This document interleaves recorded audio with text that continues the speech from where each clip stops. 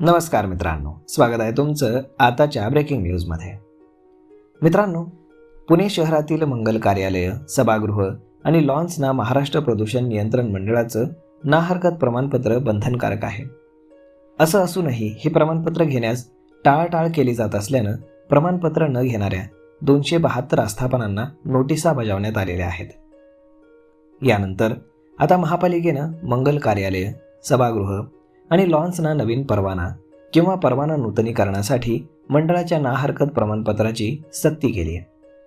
पुण्यातील मंगल कार्यालय, सभागृह आणि लॉन्समध्ये होणाऱ्या विवाहांमुळे ध्वनी प्रदूषणासह इतर प्रकारचं प्रदूषण मोठ्या प्रमाणावर होत आहे. याची दखल घेऊन राष्ट्रीय हरित न्यायाधिकरणानं महाराष्ट्र प्रदूषण नियंत्रण मंडळाला यावर कार्यवाही करण्याचे निर्देश दिलेले आहेत. मंडळानं या प्रकरणी समिती स्थापन करून मंगल कार्यालय, सभागृह आणि लॉन्ससाठी एक नियमावली तयार केली आहे. या नियमावलीनुसार त्यांना मंडळाचं ना हरकत प्रमाणपत्र घेणं बंधनकारक केलं आहे. त्यानंतर मंडळानं महानगरपालिकेकडून नोंदणीकृत मंगल कार्यालय, सभागृह आणि लॉन्सची यादी मागवली. त्यावरती महानगरपालिकेनं 12 मार्च 2024 रोजी सर्व आस्थापनांची यादी दिलेली होती. मंडळानं 181 आस्थापनांना कारवाई का करू नये अशी विचारणा करणाऱ्या नोटिसा 28 मार्च 2024 रोजी बजावल्या होत्या. त्यानंतर 25 एप्रिल 2024 रोजी आणखी 91 आस्थापनांना नोटिसा बजावण्यात आल्यात. शहरातील एकूण 272 आस्थापनांना नोटिसा देण्यात आल्या असून मंडळांच्या अधिकाऱ्यांनी त्यापैकी 69 आस्थापनांना प्रत्यक्ष भेटी देऊन तपासणीही केलेली आहे. मंडळानं कारवाईचं पाऊल उचलूनही मंगल कार्यालय, सभागृह आणि लॉन्सकडून ना हरकत प्रमाणपत्र घेतलं जात नव्हतं.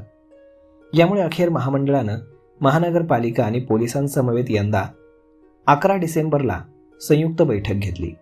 या बैठकीमध्ये मंडळाचं ना हरकत प्रमाणपत्र न घेणाऱ्या आस्थापनांना यापुढे महानगरपालिकेकडनं नवीन परवाना दिला जाणार नाही, तसेच परवाना नूतनीकरणही केलं जाणार नाही असा निर्णय घेण्यात आला आहे.